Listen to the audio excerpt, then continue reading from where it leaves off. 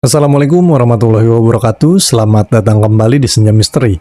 Untuk kisah kali ini saya akan membawakan sebuah cerita yang berjudul Air Sakti dari Orang Bunian. Dan seperti apa kisah selengkapnya, jangan kemana-mana, tetap di Senja Misteri.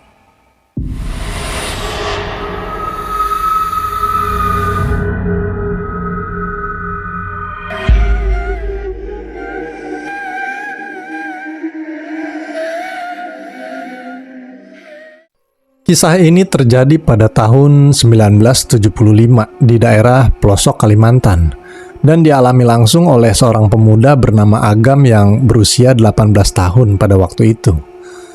Waktu itu dia lagi meringis kesakitan di tangannya, dia lagi megang kain bekas. Dia lagi ngelapin darah yang mulai agak kering di kaki kanannya. Lukanya lumayan dalam, akibat kena pacul pas lagi bersihin sisa jerami tadi siang.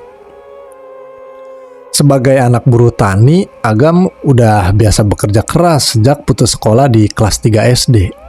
Badannya kurus, kelihatan kalau hidupnya prihatin.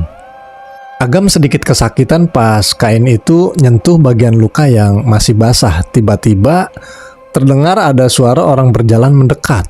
Agam langsung mendongak, ternyata itu Mak Ibrit, sosok nenek yang tinggal di kaki bukit. Dan sore itu kayaknya Mak Ibrit abis dari warung. Nah, jadi pada saat itu di daerah itu tuh cuma baru ada satu warung sembako. Dan warung itu letaknya di kampung si Agam. Jadi lebih jelasnya gini, di daerah ini tuh dulu sistemnya belum jual beli kayak sekarang. Istilahnya belum jual beli pakai uang, tapi masih sistem barter. Kayak yang satu orang ini punya beras nih, terus dia butuh cabe. Nah, akhirnya beras itu ditukar sama cabe. Nah, ditukarnya kemana? Yaitu ke sesama petani. Jadi yang satu punya beras, yang satu punya cabe, ya mereka tukeran aja gitu. Tapi seiring berjalannya waktu, zaman makin maju dong. Akhirnya ada seorang juragan yang buka warung sembako di situ. Jadi sedikit demi sedikit mulailah ada perputaran uang di daerah itu. Jadi banyak orang dari desa-desa tetangga yang datang ke warung itu buat belanja, termasuk si Mak Ibrit ini. Tapi masih banyak juga para buruh tani yang masih jual beli pakai sistem barter gitu. Karena kan emang buruh tani ada yang cuma dapat upah dari hasil panen aja gitu ya kan. Malah masih banyak juga warga yang masih ngandelin singkong atau umbi-umbian lainnya buat makanan pokok dia. Karena ya gitu, nggak ada duit buat beli beras. Nah, balik lagi ke cerita, waktu itu Mak Ibrit nyamperin si Agam. "Kenapa kakimu itu, Gam? Kok kayaknya parah?" kata Mak Ibrit. Dia berhenti di depan gubuk sambil naruh bungkusan berasnya di lantai gubuk. "Kena cangkul tadi, Mak. Meleset pas lagi bersihin lumpur. Kayaknya lukanya agak dalam ini," kata Agam. Mak Ibrit langsung jongkok merhatiin lukanya si Agam. "Itu kalau nggak diobatin bener-bener bisa busuk, Gam. Lumpur sawah itu kan jahat, bisa infeksi itu." "Iya, Mak. Ini juga mau langsung pulang biar nanti ibu yang urus," kata Agam. "Begini aja, besok sore kamu tunggu Emak di sini. Jam-jam segini kan Emak pasti kesini. Emak bikinin racikan daun-daun hutan yang ditumbuk nanti tinggal ditempel biar cepet kering," kata Emak Ibrit tuh.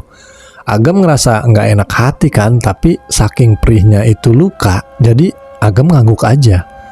"Apa nggak ngerepotin, Mak? Jauh-jauh cuma buat ngasih obat saya doang," kata si Agam. "Nggak apa-apa. Mak juga kan emang sering lewat sini setiap sore. Udah pulang sana, 5 menit lagi udah mau azan maghrib tuh. Nggak bagus maghrib-maghrib di tengah sawah jam segini," kata Mak Ibrit.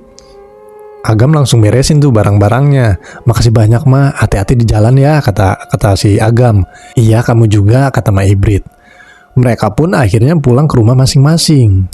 Nah, malam harinya ibunya ngobatin kakinya si Agam. Sebut aja ibunya itu Bu Midan. "Makanya kalau kerja itu fokus, Gam. Jangan ngelamun," kata bapaknya, sebut aja Pak Kasdi. "Iya, Pak. Tadi emang lagi agak buru-buru aja, pengen cepet selesai," kata Agam. Bu Midan abis ngiket kaki Agam pakai kain bersih itu langsung ngomong, "Udah, malam ini jangan banyak gerak dulu.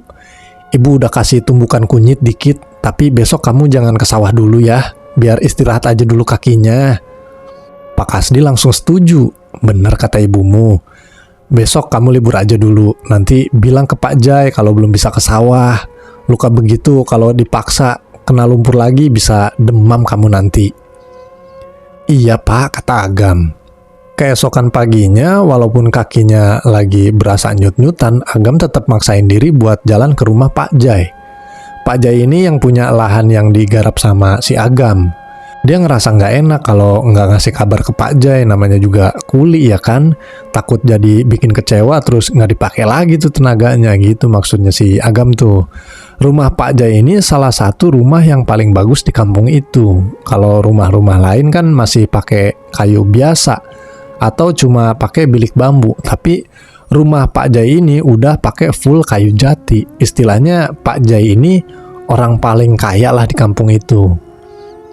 Nggak lama kemudian Agam nyampe nih di depan rumah Pak Jai. Permisi Pak Jai, katanya gitu.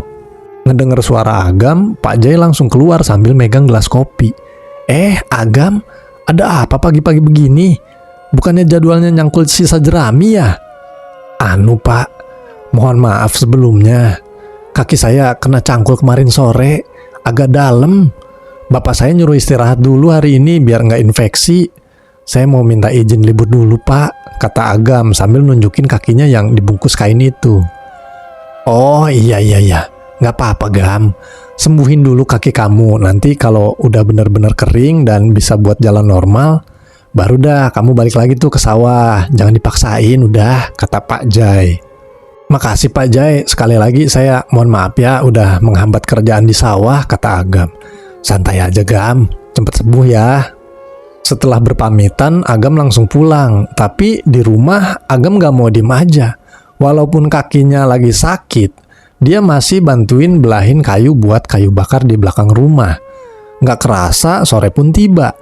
Agam keinget nih sama Mak Ibrit. Dia harus nempatin janji buat nemuin Mak Ibrit di gubuk sawah itu.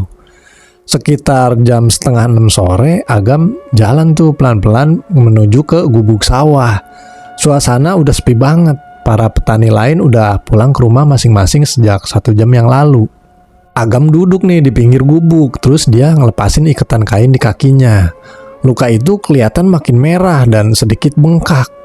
Baru sekitar 5 menit dia duduk, dari arah jalan setapak yang ke arah bukit, Mak Ibrit muncul.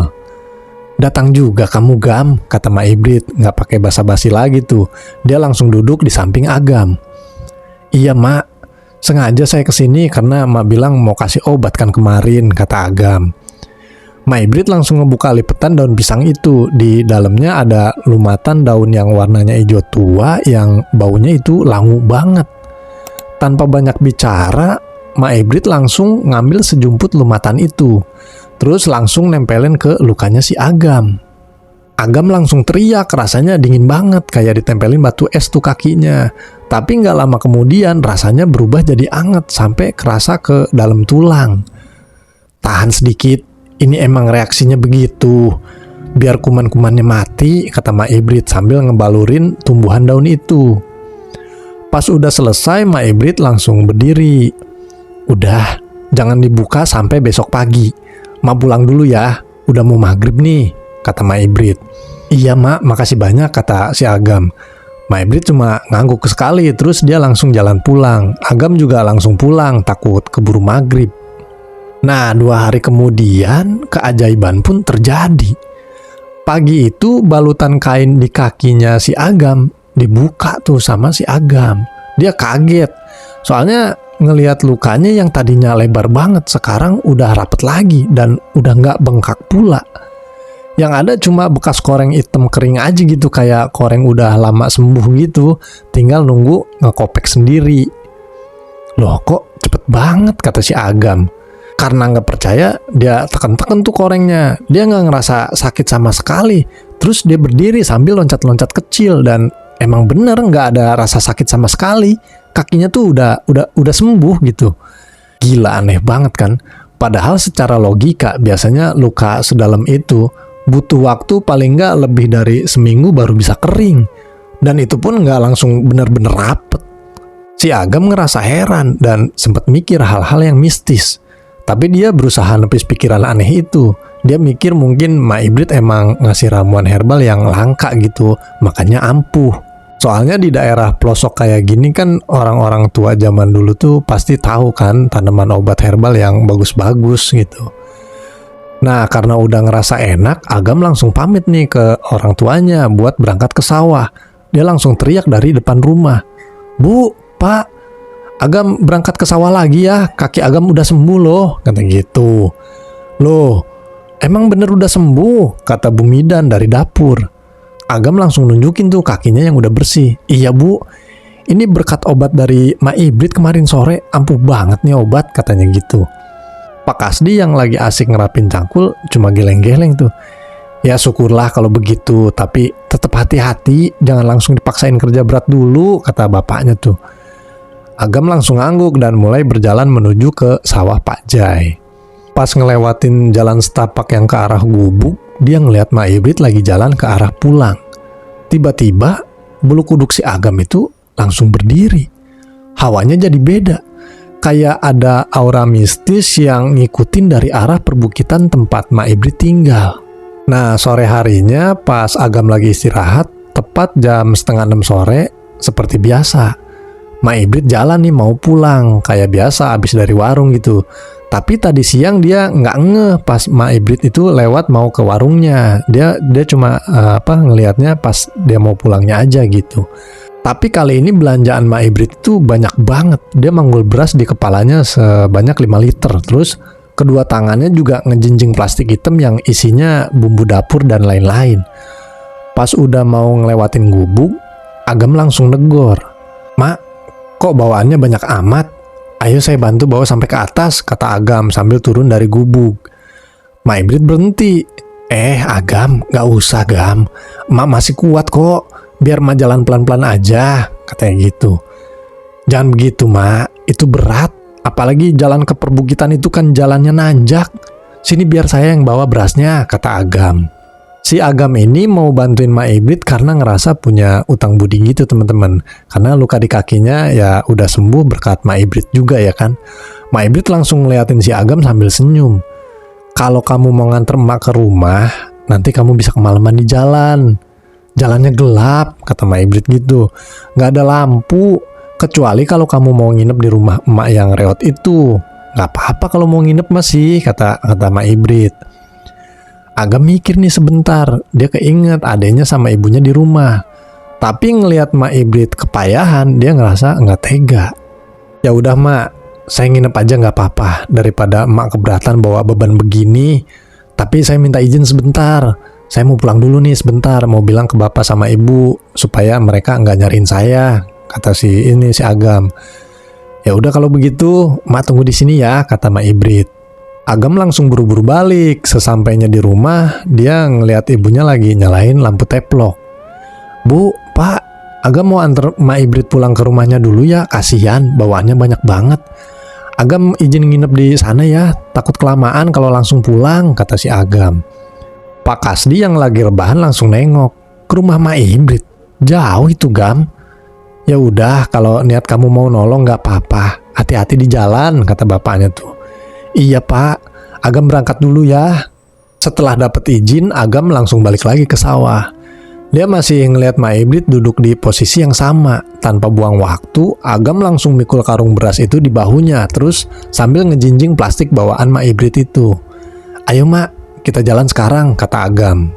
Akhirnya mereka mulai jalan. Baru sekitar 1 menit mereka ninggalin area persawahan, kedengar suara azan maghrib dari musola yang di dekat sawah itu. Suaranya kedengaran lantang walaupun nggak pakai toa. Jadi zaman dulu itu kan masih jarang banget musola pakai toa ya kan, apalagi di daerah pelosok kayak begitu.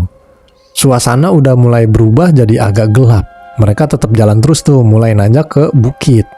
Tapi udah berapa lama perjalanan, Agam mulai ngerasa ada yang aneh. Dia mikir rumah Mak Ibrit ini ada di balik bukit yang kelihatan dari sawah. Tapi ini udah ngelewatin satu bukit malah masih lurus lagi, terus lurus ke hutan. Pada saat itu, waktu mungkin masih jam 6:30 malam, soalnya langit udah mulai gelap. "Mak, masih jauh ya? Saya kira udah deket tadi," kata Agam. "Sebentar lagi Gam, Itu di depan deket pohon yang gede, kata Mak Ibrit. Pas udah hampir 2 jam perjalanan, baru tuh kelihatan cahaya yang redup dari beberapa titik dari kejauhan. Agam mengusap keringat di lehernya saking capeknya. Kakinya juga benar-benar pegel banget. Karena jarak yang ditempuh berasa berkali-kali lipat dari yang dia kira. Tapi dia ngelihat Mak Ibrit yang usianya jauh di atasnya, tetap jalan aja santai, kayak nggak ada capek-capeknya sama sekali gitu. Kita sampai Gam, kata Mak Ibrit. Agam celingukan ngeliatin ke sekeliling. Di kampung itu cuma ada 5 rumah yang jaraknya juga agak berjauhan. Rumah-rumah di situ semuanya terbuat dari anyaman bambu atau dari bilik lah gitu istilahnya. Suasananya sepi banget, gak ada suara hewan peliharaan atau suara orang ngobrol. Padahal jelas banget setiap rumah lampunya pada masih nyala. Itu kan tandanya belum pada tidur ya kan. Tapi ya dia mikir juga gak semua orang kan matiin lampu pas lagi mau tidur. Gak lama kemudian Agam disuruh duduk. Duduk dulu di situ Gam. Istirahat dulu di balai, kata Mak Ibrit sambil nunjuk ke arah balai bambu di depan rumahnya. Agam langsung ngerebahin badannya, otot kakinya itu udah nyut-nyutan karena kecapean banget ya kan. Mak Ibrit masuk nih ke dalam rumah, terus gak lama kemudian dia keluar lagi sambil bawa segelas air putih di gelas yang udah kusem gitu. Minum ini dulu, biar seger, kata Mak Ibrit. Agam langsung nerima gelas itu. Iya Mak, makasih Mak, katanya gitu. Pas air masuk ke tenggorokannya, Agam langsung sedikit melotot. Rasa airnya sih biasa aja, tapi sensasi yang keluar pas minum air itu rasanya bener-bener di luar nalar. Rasa pegel di kakinya langsung hilang. Dadanya yang tadi kerasa agak sesek, tiba-tiba kerasa lega. Terus semua badannya itu kerasa fresh aja gitu, kayak badan abis diurut gitu, langsung seger. Tapi Agam gak curiga apa-apa. Dia cuma mikir ternyata air yang langsung dari mata air pegunungan itu bener-bener enak. Wah, airnya seger banget Mak. Capek saya langsung hilang, kata Agam sambil balikin gelas. Syukurlah, sekarang kamu masuk, tidur di dalam aja. Ada kamar bekas anak emak tuh, dia udah meninggal. Kamu bisa pakai tidur di sana, kata Mak Ibrit. Berhubung si Agam udah ngantuk, dia langsung ngangguk aja tuh. Dia langsung masuk ke dalam rumah. Dalam rumah Mak Ibrit ternyata bau banget rempah-rempah. Jadi kayak tukang jamu gitu baunya. Kamar yang diunjukin Mak Ibrit juga ternyata sederhana. Cuma ada dipan kayu, terus alasnya pakai tikar pandan. Pas Agam ngerbahin badan, dia langsung pules. Besok paginya Agam bangun. Dia ngerasa seger banget tuh badannya. Dia langsung ke dapur terus ngelihat Mak Ibrit lagi naruh sepiring singkong rebus yang masih panas di atas meja kayu. Udah bangun Gam, ayo sarapan dulu. Ini ada singkong, kata Mak Ibrit. Agam langsung senyum. Dia emang lapar tapi dia ngerasa badannya lengket banget, jadi pengen mandi dulu gitu. Nanti dulu Mak, saya mau mandi dulu ya biar seger makannya, kata si Agam. Mak Ibrit nunjuk ke arah samping rumah. Tuh ada pancuran air di bawah pohon itu, katanya. Mandi aja di situ. Orang-orang di sini juga semua mandi di situ, kata Mak Ibrit. Jadi di tempat Mak Ibrit ini ada kolam alami dari tanah. Nah, terus pancuran airnya itu jatuh ke kolam itu.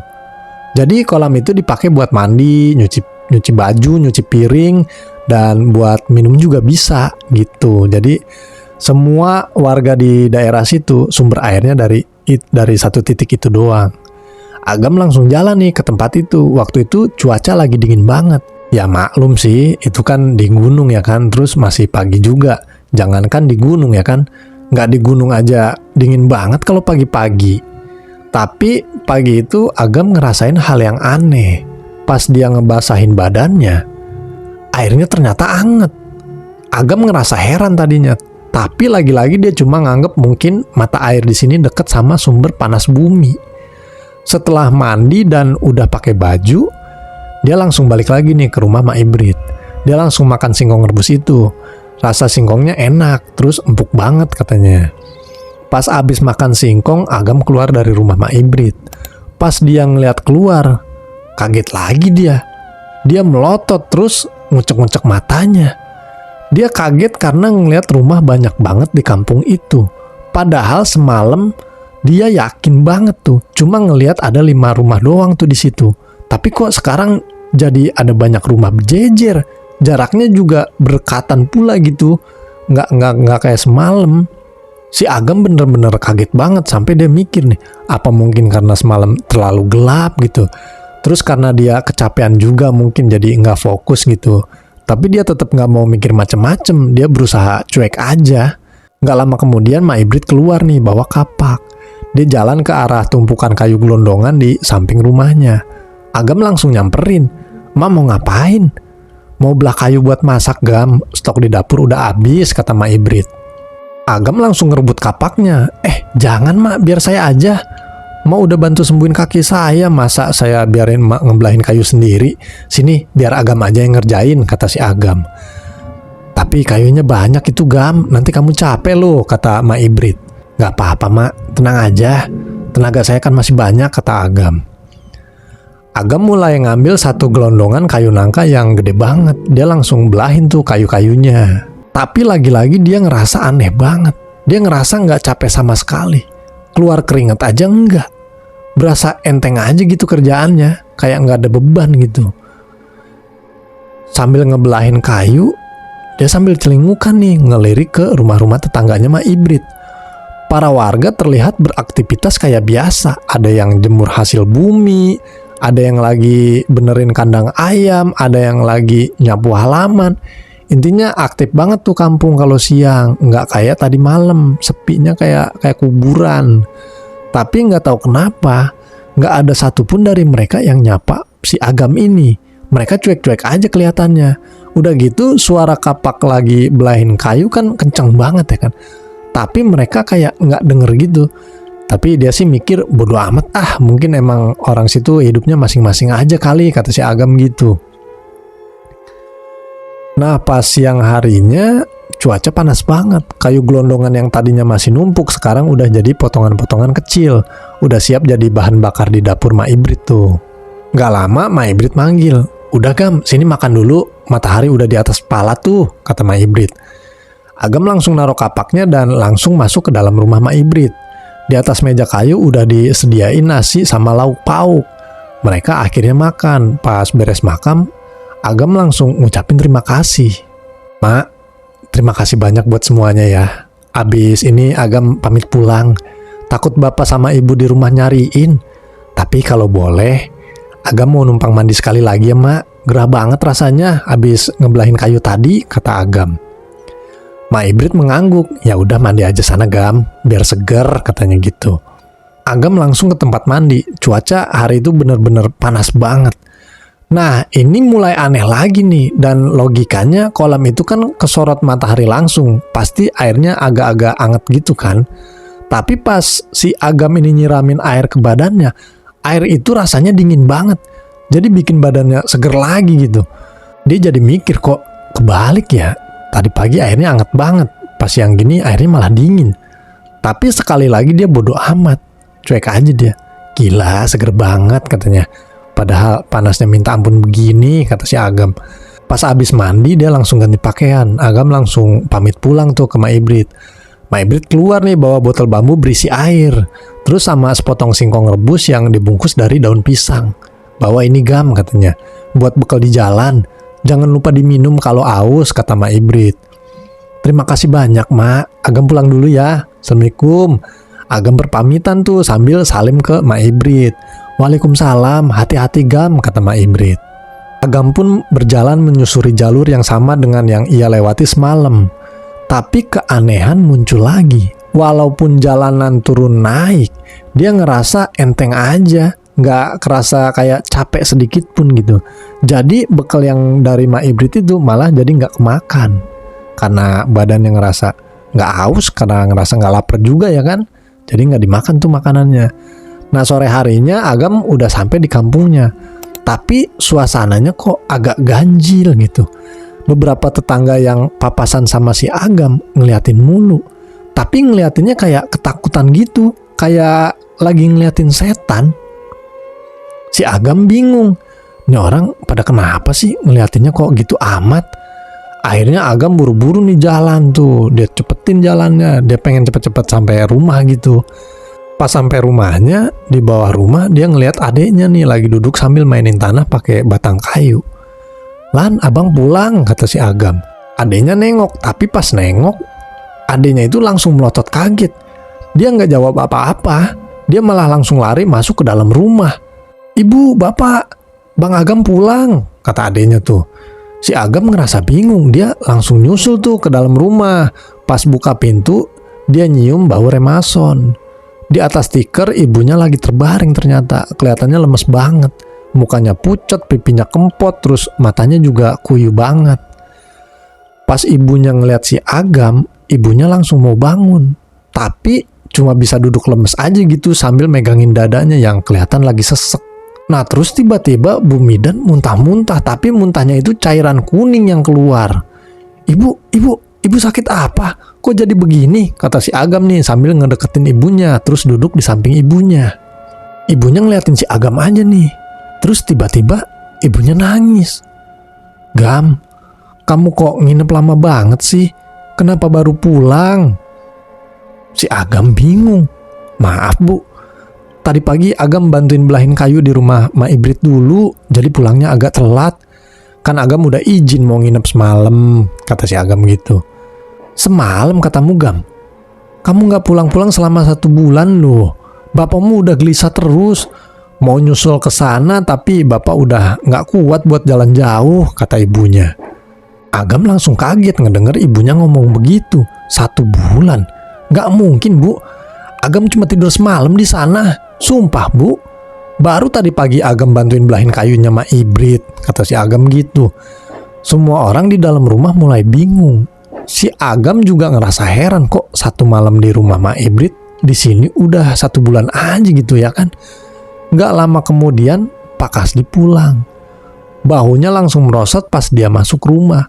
Pas ngelihat Agam lagi berdiri, Pak Kasdi langsung kaget.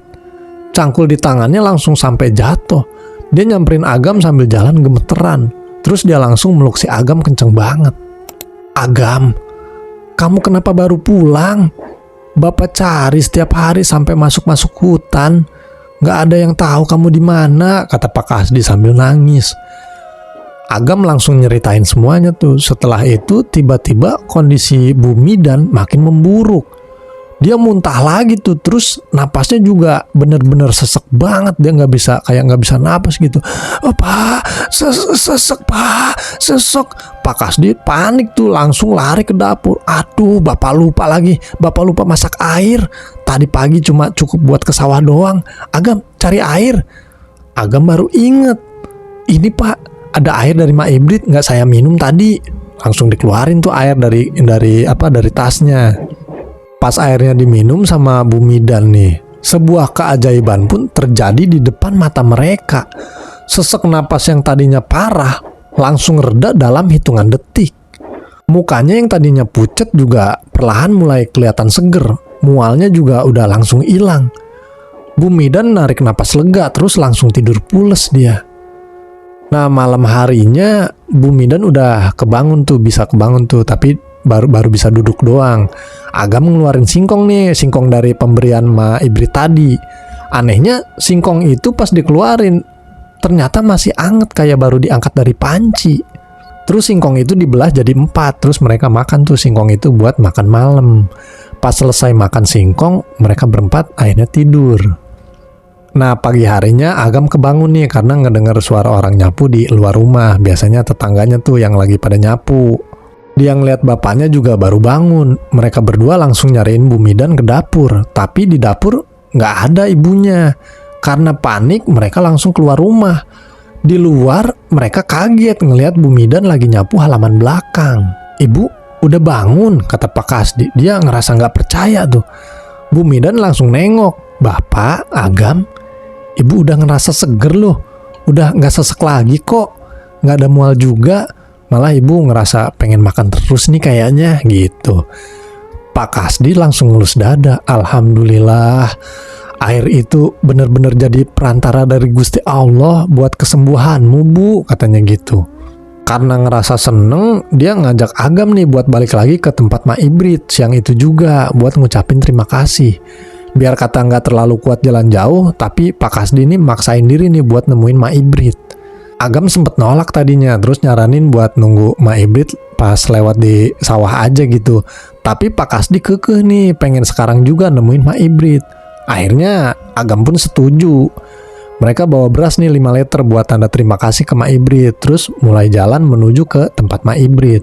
Agam jadi pemandu jalan nih, mereka masuk ke hutan, ngelewatin jalur yang jelas banget Agam yakin kalau ini jalan ke rumah Mak Ibrit. Tapi setelah berjalan berjam-jam sampai nembus sisi hutan lain yang berbatasan sama perkampungan warga di balik bukit, mereka nggak nemuin pemukiman padat yang kemarin dilihat sama si Agam. Mereka akhirnya coba nanya ke beberapa warga yang lagi belahin kayu. "Permisi Pak, apa ada yang tahu di mana rumah Mak Ibrit yang tinggal di kampung sekitaran sini?" kata Pak Kasdi. Warga kelihatan heran. "Mak Ibrit? Nggak ada nama itu di sini Pak. Di atas sini nggak ada kampung, cuma hutan Pak." Agam sama bapaknya langsung saling pandang. Bulu kuduk si Agam langsung berdiri. Padahal hampir semua petani di sawah bawah itu kenal sama Mak Ibrit karena sering lewat. Kok warga di atas malah nggak ada yang kenal ya kan? Karena udah kebingungan, mereka akhirnya balik kanan. Tapi pas di pertengahan jalan hutan, sosok Mak Ibrit tiba-tiba lagi berdiri di tengah jalan, kayak lagi nungguin mereka gitu. "Mak Ibrit?" kata Agam. Mereka langsung nyamperin tuh. Pak Kasdi langsung ngomong, "Mak, terima kasih banyak. Air dari emak bisa nyembuhin istri saya. Ini ada sedikit beras buat emak," kata Pak Kasdi. Mak Ibrit langsung ngambil beras itu sambil senyum. Agam yang udah nggak tahan akhirnya nanya juga, "Mak, kenapa ya? Kenapa di rumah saya udah 1 bulan padahal di sini cuma 1 malam? Terus tadi kita lagi cari kampung emak tapi nggak ada." Tiba-tiba jawaban Mak Ibrit langsung bikin bulu kuduk mereka berdiri. "Kamu sudah masuk ke alam lain, Gam. Mak ini orang bunian. Kampung Mak ini cuma bisa terlihat kalau bangsa kami yang memperlihatkannya. Nggak sembarang orang bisa masuk ke sana." Agam sama Pak Kasdi langsung tertegun. Ternyata mereka berdiri di hadapan sosok yang selama ini cuma dianggap sebagai legenda sama orang-orang tua.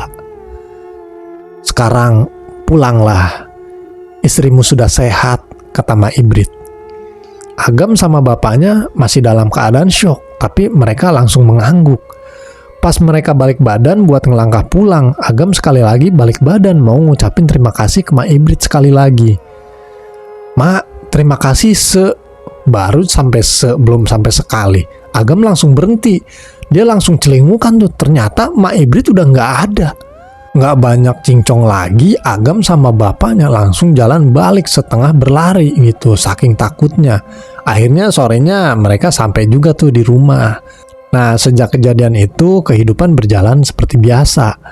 Agam sama bapaknya tetap jadi buruh tani. Kadang-kadang kalau sore menjelang maghrib di gubuk sawah itu, Agam masih suka ngeliat nih sosok Mak Ibrit lewat, bawa bungkusan beras kayak biasanya gitu.